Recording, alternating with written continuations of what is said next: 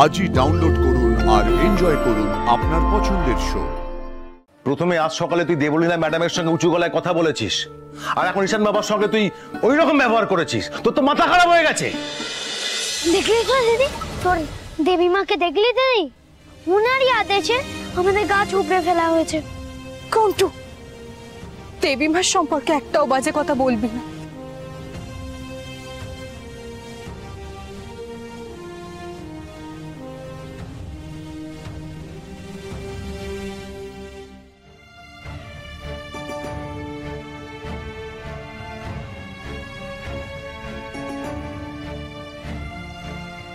গাঙ্গুলি বাড়ির বউয়ের সঙ্গে গলা উঁচু করে কথা বলার সাহস তোকে কে দিয়েছে কুসুম?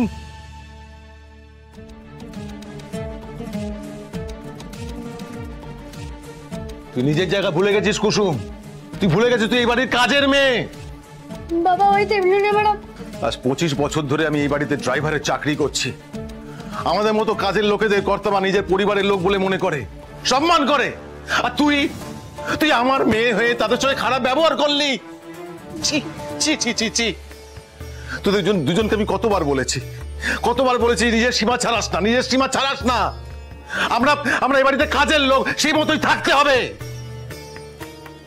আর তোদের সঙ্গে খুব ভালোবেসে আদর করে চারটে কথা বললো, ব্যাস মাথায় চড়ে গেলি, সঙ্গে সঙ্গে মাথায় চড়ে গেলি।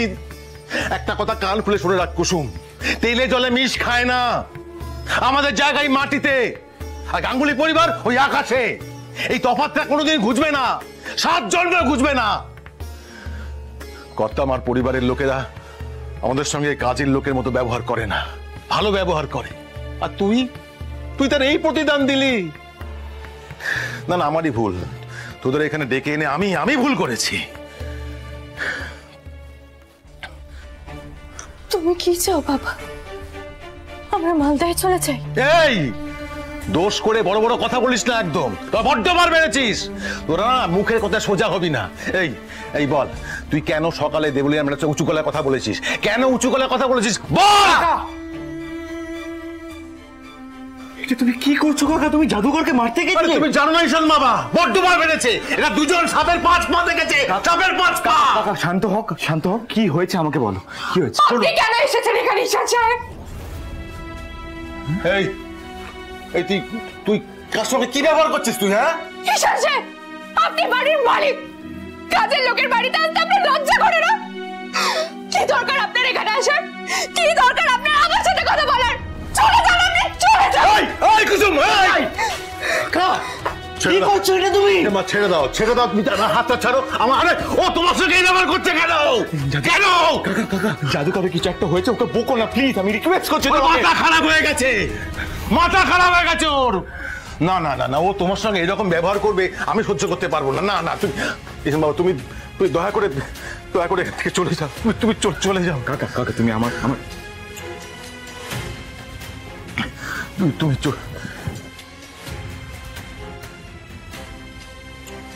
এটা তো জাদুকরের জবা গাছটা, যেটা জাদুকর বাগানে লাগিয়েছিল। ওটা এখানে কেন? কে উপড়ে দিয়েছে এই গাছটা? জাদুকর তো কোনো দিনও আমার সাথে এইভাবে বিহেভ করে না। ও আজ এইভাবে রিয়াক্ট করলো কেন? কি হয়েছে ওর? আমাকে জাদুকরের সাথে পরে কথা বলতে হবে।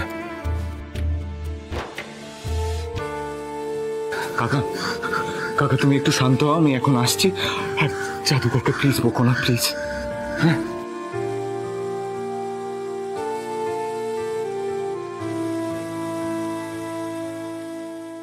প্রথমে আজ সকালে তুই দেবলীনা ম্যাডামের সঙ্গে উঁচু গলায় কথা বলেছিস, আর এখন ঈশান বাবার সঙ্গে তুই ওই রকম ব্যবহার করেছিস। তোর তো মাথা খারাপ হয়ে গেছে।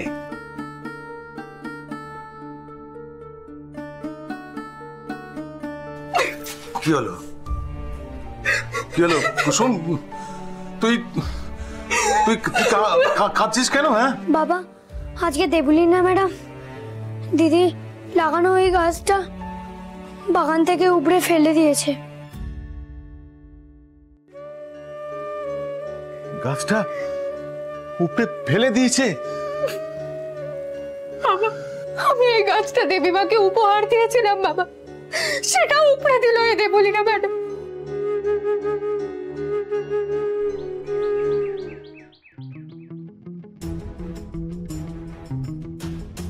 পূজা, দীপালি। হ্যাঁ ম্যাডাম। কটা বাজে? দীপালি কোথায়? দীপালিদি তো ব্রেকফাস্ট রেডি করছে ম্যাডাম। আমি এখন অব্দি আমার সকালের চাটা পাইনি। দীপালি আমার রুটিন জানে, ভুলে গেছে নাকি ও? আসলে এই কয়েক মাস ধরে আপনার চায়ের দায়িত্ব তো কুসুমই নিয়েছিল, তাই আসলে আমাদের সকলের মাথা থেকে একদম বেরিয়ে গিয়েছিল ম্যাডাম। কাজের কথাটাই সবার আগে তোমাদের মাথা থেকে বেরিয়ে যায় না? আসলে ম্যাডাম কুসুমই তো। কথা বলবে দাঁড়িয়ে দাঁড়িয়ে, না চাটা বানিয়ে আনবে? আমি এক্ষুনি নিয়ে আসছি ম্যাডাম।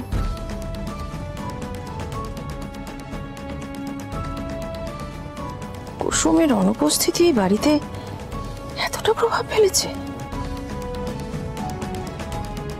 ম্যাডাম আপনার চা।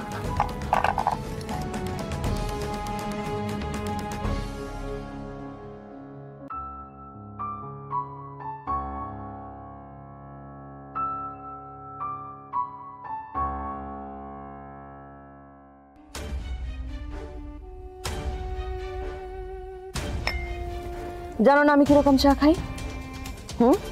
মানে এই বাড়িতে এখন আমার মতন একটা চাও সকালবেলায় পাবো না, তাই তো? আপনার চাটা তো কুসুমই তৈরি করতো, আমি আসলে বুঝে উঠতে পারিনি ম্যাডাম। বুঝতে পারছি না, একজনের ওপর এই গাঙ্গুলি বাড়ির হেসেল নির্ভর করে থাকবে নাকি? তোমাদের কারোর কাজ করবার কোনো ইচ্ছে নেই? যদি না থাকে পরিষ্কার করে বলে দাও। গাঙ্গুলি বাড়ির গেটের সামনে 100টা লোক দাঁড়িয়ে আছে এখানে কাজ করবার জন্য। আর দীপালি কি করছে? ওই তো এতদিন আমার সবকিছু খেয়াল রাখতো।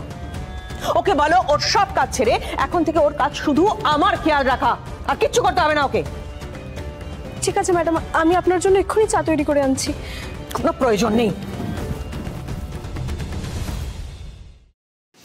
ভাইদা, ভাইদা গুড মর্নিং, গুড মর্নিং ভাইদা, ভাইদা গুড মর্নিং। উঠে পড়ো, good morning, good morning, good morning. উঠে পড়ো, উঠে পড়ো। চল চল, উঠে পড়ো, উঠে পড়ো। আস্তে আস্তে আস্তে, দেখে দেখে দেখে। পায়ের ব্যথা কেমন আছে?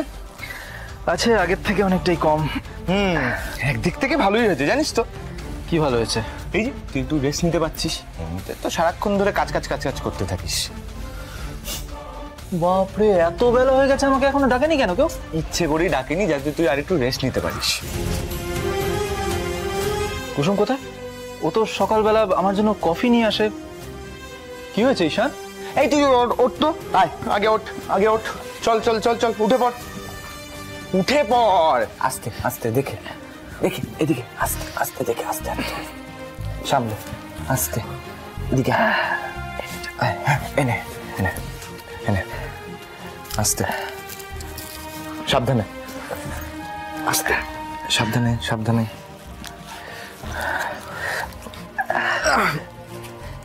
ঠিক আছে?